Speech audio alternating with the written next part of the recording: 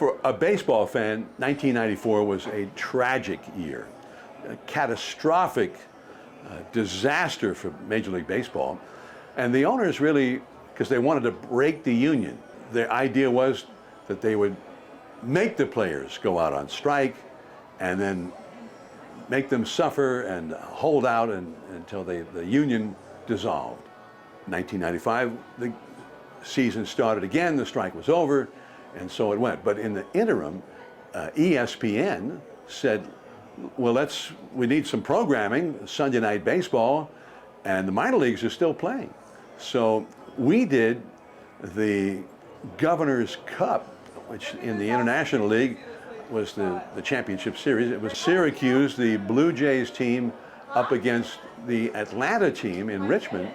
We had 2 games up in the old ballpark, which I think was built before the Civil War up in Syracuse. And this ballpark was, I didn't enjoy it that much. And not that I could even see most of the ballpark, because we were on the roof.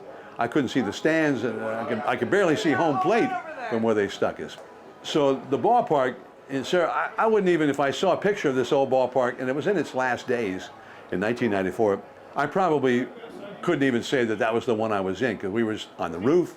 I could see the outfield and that kind of stuff. So, but then Game 3 was in Richmond, which was a beautiful new ballpark. And I wasn't all that conversant with minor league parks in general, but I thought, wow, this is a show place. It has an upper deck, and a big crowd was there, and a guy named Brad Woodall, and he reminded us so much of Tom Glavine. Steve Avery was another guy who was very successful at that time with the Braves. We thought, wow, another great pitcher in the making on his way to the Braves, Brad Woodall, and he pitched a great game. Brad Klontz, kind of a side armor.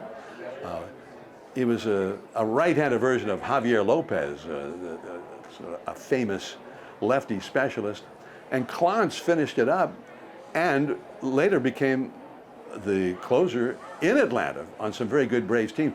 Anyway, so that's my memory of that ballpark after being up in the old ballpark that was about to be replaced in Syracuse. Then we had this modern-looking ballpark and a show place, and I can't believe that they're doing away with it. So the Diamond, I have nothing but great memories of that, because we had no big league baseball, and yet for me and Joe Morgan on ESPN, it was as close as we could get to the big leagues, and there were a lot of outstanding young players on those 2 teams back in 1994.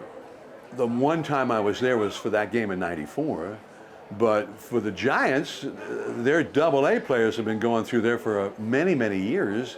So I always, when we talk about a game that was played there or a guy who went through there, and I think Logan Webb, the Giants' ace right-hander right now, he got voted one of the top pitchers to ever pitch in that ballpark. So I know he probably remembers it very fondly as well. But so anyway, I'm sad to see it go, that's for sure. And I think there are a lot of young guys who started their careers there or early on in their development there who will be missing it as well.